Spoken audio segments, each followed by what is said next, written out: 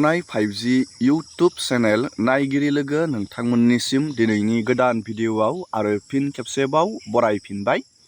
दिनैनि गोदान भिडिअआनो जाहैबाय बृद्ध पेन्सन आरो अरुणोदय स्किमनि बेनिफिसारिफोरा जानो हागौ एबारनि नैबे मान्थनि रांखौ मोनाखैमोन। नोंथांमोना 10 आरो 11 जुनाव बे रांखौ मोननो गोनांमोन, नाथाय गोबांनियानो राङा हाबाखै। नोंथांमोननो आं दाख्लैबावै भिडिअनि जोहै मोनसे आपडेट लाबोदोंमोन। बे आपडेटआनो जाहैबाय नोंथांनि राङा मानि थाखाय बे स्टप जानानै दं आरो नोंथाङा माब्ला मोननो हागोन।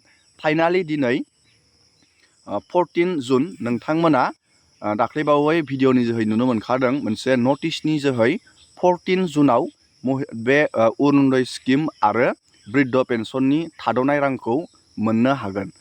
नाथाय बे रांखौ दिनै गभर्नमेन्टआ सोफिनब्लाबो गोबां बेनिफिसारिफोरनि बेंक एकाउन्टसिम राङा फैनाय नङा। नोंथाङा मोनसे इम्पर्टेन्ट खामानिखौ मावनानै लाथारनांगोन, अब्लासो नोंथांमोना रांखौ कन्टिनिउ नोंथांमोना अरुणोदय स्किमानो जा बृद्ध पेन्सनानो जा नोंथांमोना रांखौ बेंक एकाउन्टआव मोनबाय थानो हागोन। बेनि प्रब्लेमखौ आं नोंथांमोननो दाख्लैबावै भिडिअनि जोहै खोथाहरदोंमोन, थेवबो आं नोंथांमोननो खोथाहरबावगोन। नोंथाङा मा खामानिखौ मावनानै लायोब्ला बे थाद'नाय अरुणोदय आरो बृद्ध पेन्सननि रांखौ नोंथाङा बेंक एकाउन्टआव मोननो हागोन। दिनै बे थाद'नाय रांखौ सोनायनि बाथ्रा बुंदों गभर्नमेन्टआ दिनै 14 जुन। नोंथांमोननो मा खामानिखौ नोंथाङा जुदि मावनानै लायोब्ला बे थाद'नाय रांखौ नोंथाङा कन्टिनिउ मोनबाय थानो हागोन, बेनि आपडेटखौ नोंथांमोननो दिनैनि नैबे भिडिअनि जोहै आङो आपडेट खोथाहरगोन। नोंथाङा भिडिअखौ जोबजासे नायलांबाय थाबानो जाबाय आरो बेफोरबायदिनो नोंथाङा गोदान गोदान गभर्नमेन्ट स्किम डिजिटेल खौरां जुदि मिथिबाय थानो सानदों, नोंथाङा चेनेलाव गोदानबा चेनेलखौ साबस्क्राइब खालामबानो जाबाय। दानिया जोङो नैबे नटिसनि जोहै मिथिना लानि जुदि दिनैहाय रांखौ सोयो नोंथाङा रांखौ मोननो थाखाय मा खामानिखौ मावनांगोन जोङो बेयाव नायगोन। जुदि नोंथांनियाव जुदि दिनै रांखौ सोयोब्ला जुदि नोंथांनि बेंक एकाउन्टआव राङा हाबा नोंथाङा मा खालामनांगोन, लोगोसे रांखौ मोननो थाखाय मा खालामनांगोन। जाय बिथांमोना बृद्ध पेन्सन आरो अरुणोदय स्किमनि रांखौ मोनाखै नोंथांमोना मा खालामनांगोन आङो नोंथांमोननो भिडिअनि जोहै खोथाहरगोन। नैबेयाव लिरनानै होदोंमोन इन भिउ अफ दा अनगयिं डिजिटाइजेसन प्रसेस। डिजिटाइजेसन प्रसेस खालामनायनि बाथ्रा बुंदों, मानो होनब्ला नोंथांनि डेटाखौ अरुणोदयनि डेटाखौ डिजिटेल प्रसेसआव लांनायनि बाथ्रा बुंदों। लोगोसे बेयाव मोननै बाथ्रा फैयो, जेरैहाय नोंथाङा पुराना सिस्टेमजों रांखौ मोनबाय दङमोन, डाइरेक्टयै बेंक एकाउन्टआव नोंथाङा डाइरेक्टयै रांखौ मोनबाय दंमोन। जाय बिथांमोना बृद्ध पेन्सन आरो अरुणोदय स्किमनि बेनिफिसारि जानो हागौ नोंथाङा पुराना सिस्टेम डाइरेक्टयै नोंथाङा बेंक एकाउन्टजों डाइरेक्टयै नोंथाङा बे स्किमनि रांखौ मोनबाय दंमोन। नाथाय बेयाव डिजिटाइजेसन माने डिजिटेल प्रसेसा दानिया सिस्टेमा सोलायबाय। बेनो जाहैबाय आदारजों बेंकजों लिंक, बेखौ DBT बुङो। DBT प्रसेस बुंनाय जायो, डाइरेक्ट बेनिफिट ट्रेन्सफार। बेयो डिजिटेलाव गोलैयो। नैबेयाव डिजिटाइजेसननि मिनिङानो जाहैबाय डिजिटेल प्रसेस।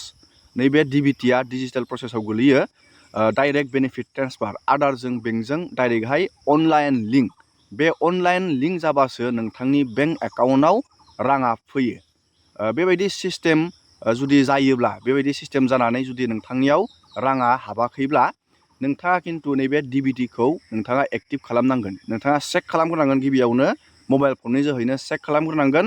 मबाइल फननि जोहैबो हायो, लोगोसे नोंथाङा बेखौ बेंकआव थांनाबो खामानिखौ मावनानै लानो हायो। आं नोंथांमोननो खोथाहरगोन नोंथांनि DBTआ एक्टिभ दंना गैया। गोबांनियानो एक्टिभ थाया, गोबाङानो बानायो नाथाय एक्टिभ जायोना जाया बेखौ नोंथाङा चेक खालामफिना, बेनि थाखायनो राङा हाबा।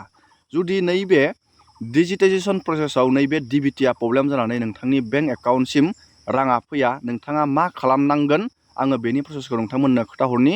मानो होनोब्ला बेयाव डिजिटेल प्रसेसआव सोलायनायनि बाथ्रा बुंनाय जादों। जुदि बे प्रब्लेमा जानानै नोंथांनियाव राङा हाबा नोंथाङा मा खालामनांगोन आङो बेनि प्रसेसखौ नोंथांमोननो खोथाहरनि। मानो होनोब्ला दिनै 14 जुन, दिनै रांखौ सोनायनि बेयाव बाथ्रा बुंनाय जादों। नैबे सेक्रेटारि टु दा गभर्नमेन्ट अफ आसाम फाइनेन्स डिपार्टमेन्टनिफ्राय नैबे नटिसखौ हरनाय जादोंमोन। दानिया नोंथांमोना मा खालामबा रांखौ मोननो हागोन, जुदि दिनै सोनायाव नोंथांनाव राङा हाबा मा खालामनांगोन आङो बेखौ नोंथांमोननो खोथाहरनि। नोंथाङा चेक खालामनो थाखाय नैबे गुगोलाव DBT खौ बेखौ सार्च खालामनो नांगोन। बेनि उनाव नोंथाङा नैबे DBT मेन पर्टेलाव नोंथाङा हाबनानै चेक खालामनानै नायजागोन नोंथांनि आधारजों बेंकजों लिंक दंना गैया। नैबे नोंथाङा डकुमेन्टआव क्लिक खालामबानो जाबाय। नैबे DBT पेमेन्टआव क्लिक खालामबानो जाबाय आरो नैबे सिटिजेन कर्नाराव क्लिक खालामनानै चेक नैबे बेंक एकाउन्ट आधार लिंकिं स्टेटासाव क्लिक खालामनांगोन। लोगोसे नोंथाङा डाइरेक्ट आधार कार्डनि माइ आधार पर्टेलाव थांनानैबो नोंथाङा चेक खालामजानो हागोन। दानिया नोंथाङा बेयाव क्लिक खालामनांगोन। आङो लिंकखौ भिडिअनि गाहायाव होखादों। नोंथाङा डाइरेक्टयै लिंकआव थुनानै नैबे पर्टेलाव फैनो हागोन, माइ आधार पर्टेलाव फैनो हागोन। नैबेयाव नोंथाङा लगइन खालामनांगोन। लगइन खालामनानै नोंथांनि आधार कार्डनि नाम्बारखौ नोंथाङा नैबे बक्सआव बहायनांगोन। नैबेयाव आधार कार्डनि नाम्बारखौ होबानो जाबाय। आधार कार्डआव नायनानै आधार कार्डनि नाम्बारखौ आरो नैबे केपसाखौ नैबेयाव होबानो जाबाय आरो नैबे लगइन उइथ OTP आव क्लिक खालामबानो जाबाय। जाय बिथांमोना बे DBT प्रब्लेमनि थाखाय रांखौ जुदि नोंथाङा मोनाब्ला नोंथाङा नोंथांनि DBT खौ चेक खालामनो हागोन एक्टिभ दंना गैया मबाइल फननि जोहैनो। जुदि एक्टिभ गैया नोंथाङा बेखौ बेंकआव थांनानै सानसेनि गेजेरावनो एक्टिभ खालामनानै लानो हागोन। दानिया आं नोंथांमोननो नैबेयाव आधार कार्ड आरो नैबे केपसाखौ बहायनानै नोंथांमोननो नेक्स्ट स्टेपखौ आं देखायहरनि। नैबेयाव लगइन खालामनानै दानिया नोंथाङा बेबायदि माइ आधार पर्टेलाव हाबनानै नैबे नोंथांनि आधार कार्डनि मोनसे बेंक सेडिं स्टेटासाव नोंथाङा क्लिक खालामनानै नायनो हागोन। आं दानिया बेयाव क्लिक खालामनि।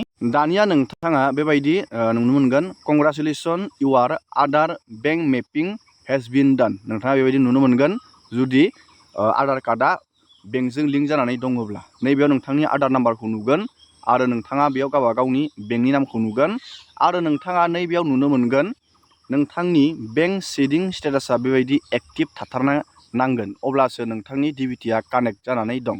जुदि बेयाव इनएक्टिभ खोथैदों नोंथांनि DBTआ कानेक्ट गैया नोंथाङा बेखौ एक्टिभ खालामनांगोन। बोरै खालामनो नोंथाङा बेंकआव थांनानै बेखौ एक्टिभ खालामनानै लानांगोन। आधारजों बेंकजों नोंथाङा लिंक बानायनो थाखाय बेंकआव रिकुवेस्ट खालामहैफिननांगोन जुदि नैबेयाव इनएक्टिभ जानानै दङब्ला।